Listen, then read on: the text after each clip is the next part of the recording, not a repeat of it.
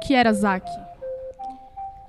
Zaquinache era uma favela muito feia, muito feia. Passei por várias enchentes, vários incêndios. Na época que eu vim morar aqui, não tinha o Shopping Center Norte. Isso aqui, na verdade, era tudo aqui várzea. E foram aterrando, entendeu? Depois surgiu a Avenida Zaquinache. E daí começou o processo da Favela Boa Esperança, que hoje é a Zaquinache. Funciona então o interesse econômico e essa noção de espaço? Não se relaciona. Se o espaço é uma totalidade, não há por que ele ser diverso. Sempre tentaram tirar a gente daqui, mas nós não lutamos, nós fomos à luta. Nós temos várias pautas de lutas, nós paramos a avenida, entendeu? Várias vezes, para mostrar que aqui o pessoal, ele merece, porque eles já estavam aqui. Quando o espaço se historiciza, ele vira território, porque o território é uma concepção geopolítica. Nós, inclusive, propusemos a geopolítica que não fale só em território, porque o território só, ele não me distingue do ponto de vista daquela norma que define o território brasileiro, que são as constituições. Ele não me define como brasileira, nem o meu companheiro lá como uruguaio, nem o meu outro como boliviano. O que distingue é a história que fazemos. Em que as pessoas vieram para cá para poder ser mais viável para fazer a visita na casa de detenção. E a história que fazemos é uma disputa pelos aconteceres, que quando o acontecer vira lugar, o lugar tem que usar o território. Senão... Naquela morte dos 111, né? Que eles falam que é 111, mas... E nós sofremos muita retaliação. Mas aí quem tinha parente preso na época foi lá para frente da casa de detenção. Inclusive, segundo falaram, teve até pessoas daqui que morreram naquele episódio. Parte da história, quando se fizeram o filme Carandiru, podia-se voltar uma parte também para a comunidade que está do lado. Nós estamos numa área, se diz nobre, e é nobre. Então...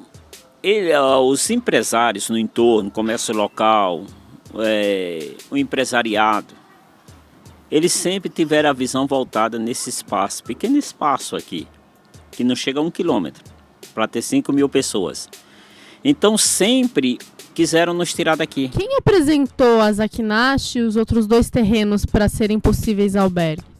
Isso foi apresentado dentro do Comitê de Política para a População de Rua. Se apresentou porque o governo dizia que ninguém queria alugar espaço para ser albergue. E, de fato, tem esse preconceito contra morador de rua, ninguém quer ter morador de rua com vizinho. Qual é a coisa revolucionária do Milton?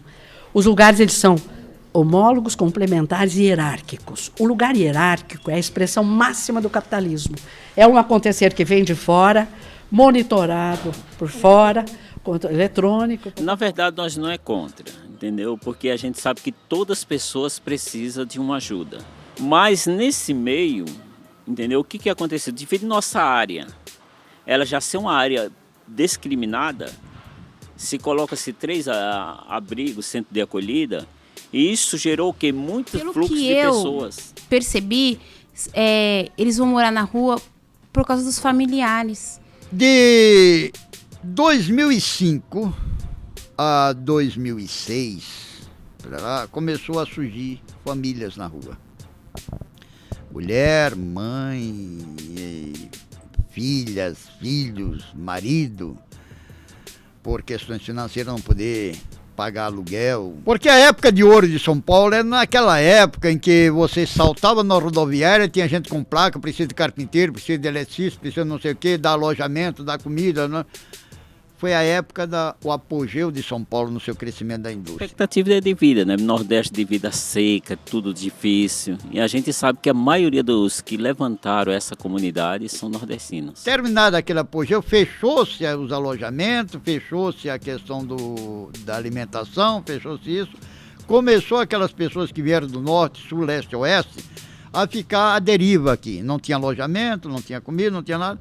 Foi aumentando a população de rua dessa época para cá, que é mais ou menos 2005, 2004. Aí a pessoa 2005, vem naquela esperança de ter um futuro melhor em São Paulo.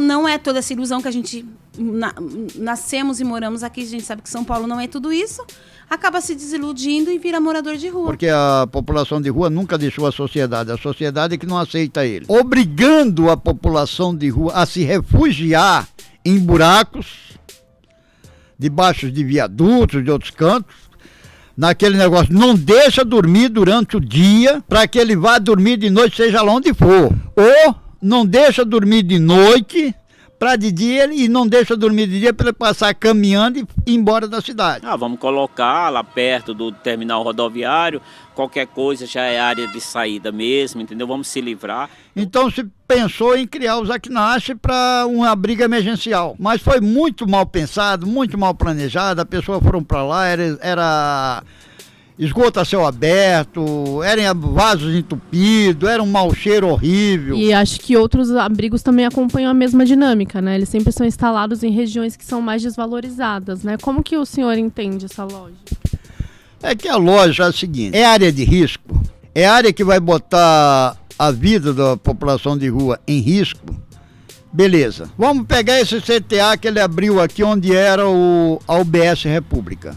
Era um lugar insalubre para ser república, era um lugar que colocava em risco a vida dos pacientes que procuravam a UBS, né?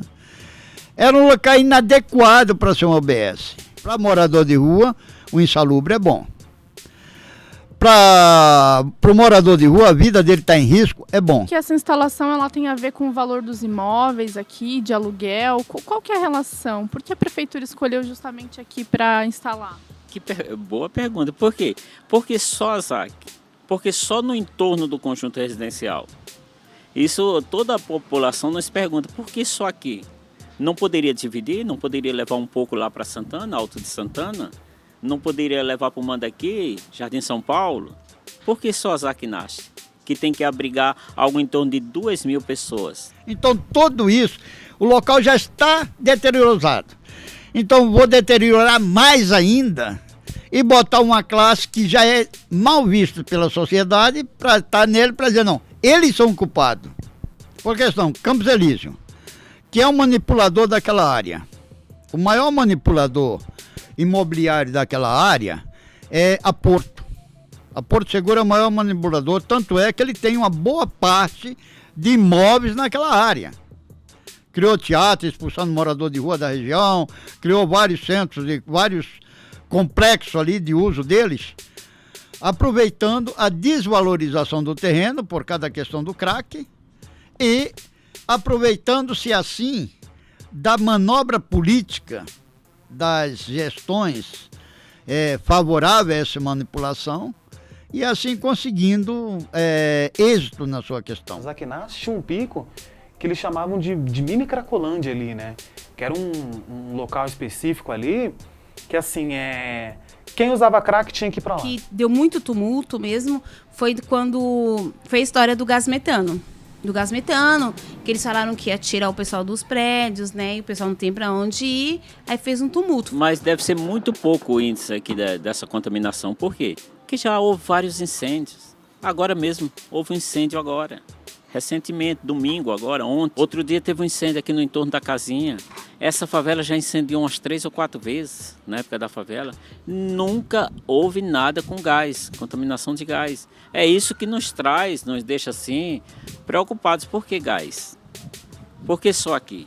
Não é ONG que é voltada para os lucros, mas eu acredito que é sim, de certa forma. Porque eles enfatizavam muito a questão do número. Parou de ir na Zaki-Narchi, inclusive, por conta que rolou essa desapropriação, né? E a galera lá começou a achar que foi nós, né? Por conta de que a gente ia lá, acho que eles associaram a assistência social com o governo do estado de São Paulo ou com a prefeitura. Alguma instituição que foi lá, né, especulação até imobiliária, né? Por conta de eles querer aquele espaço, ela quer um espaço grande, né? Existiam muitos barracos lá. E assim, de certa forma, querendo ou não, eles ficaram sabendo da existência dessas pessoas, né?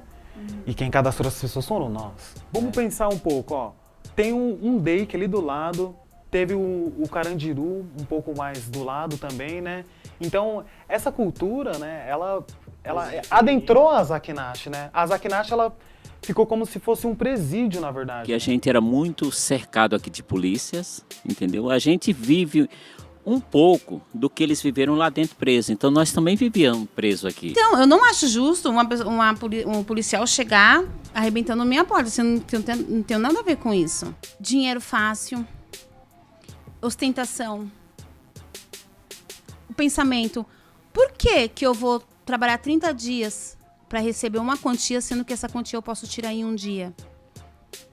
É isso que acontece. Então, por isso que os jovens trabalham muito nessa área do errado, né? Do tráfico. A polícia jamais vai correr atrás de traficante, ela vai correr atrás de usuário. Porque é muito normal ver a guarda falar, ou a polícia militar falar, ou a polícia civil mesmo. Eu quero que qualquer uma delas me mostrem qual é o traficante que eles pegaram com 10 ou 15 quilos dentro da Cracolândia. Eu me lembro que os educandos, eles reclamavam muito dos policiais do DEIC, porque era muita opressão nos prédios, né? Os caras entravam muito nos prédios, né? Existia muita questão de você, por exemplo, ser controlado ao ponto de você não sair, só poder sair em determinado horário, né? Eu digo, por que o polícia humilha tanto o cidadão quando faz abordagem? 2010 a 2012, houve aquela grande leva de jovens que a polícia começou a implantar traficante, implantar ladrão.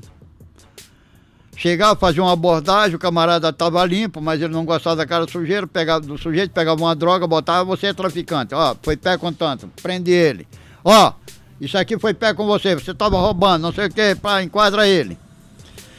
Começou a surgir aqueles mutirões para levar para o presídio. Então, como ele já estava com a ficha suja, não conseguia emprego, a família, à vez, acreditando nos considerados homens da lei, porque usavam fardo ou não, tinham prendido, não aceitava mais em casa e ele passa a viver na rua. O mesmo policial aborda o mesmo jovem no mesmo dia. Isso faz com que ele se revolte contra o sistema e volte à criminalidade. Aquele jovem vai para o albergue, mas ele não tem a linguagem do velho que está lá dentro, o velho não tem a linguagem do jovem, entra em conflito. Ah, porque estão botando aquele jovem lá, aquele drogado, aquele isso, aquilo. Começa a dar aquele conflito dentro dos albergues, com essa nova juventude que passa aí para os albergues. Os albergues nada é do que um presídio semiaberto. Ele sai do albergue, por exemplo, ele sai lá do Arsenal da Esperança, ele sabe que ele tem que sair de lá, chegar aqui 9 horas no Chá do Padre para pegar uma ficha para almoçar meio-dia. Pegou a ficha, vai almoçar, ele vai sair daí 2 horas, ele tem que ir para o albergue e de volta para não perder a vaga lá. Então ele não vai ter tempo para fazer alguma coisa para ele. Ele não tem tempo para ele. Ele é um camarada condicionado ao sistema. Você não vai viver, você vai vegetar. Prisioneiro do sistema. Um local onde diz que é um abrigo para acolher. Que acolhimento se dar a uma pessoa que no dia de chuva é obrigada a sair? Que abrigo é esse? Que uma pessoa está doente e é convidada a se retirar para buscar socorro em outros cantos? Que abrigo é esse onde dormem em um quarto 2 pessoas, 10 camas vagas e tem 5, 10, 20 na porta pedindo um alojamento e diz que não tem vaga? Morador de rua não quer ir para albergue porque tem regras e não pode usar droga, é falácia de governo. Se morador de rua não gostasse de tomar banho, lavar sua roupa, ele não usava os locadouros públicos e não precisava a GCM estar correndo dele de locadouros públicos. A população de rua, eles não vão querer terminar nunca com isso. Como eu já disse, isso faz com que Nações Unidas e outros cantos invista na questão social, na área social dentro do país, né? Essas criações, desde o albergue, complexos, CTAs, são depósitos humanos. ONGs que fazem esse trabalho com a população de rua é mantenedora da indústria da miséria. Quanto mais miserável tiver, mais eu faturo em cima deles. O que gera miséria nessa sociedade capitalista é justamente isso, né? As pessoas não têm acesso às terras, não poder desfrutar do básico para poder sobreviver, né? Não existe o miserável. Existe a sociedade que cria o miserável. E o chama de miserável.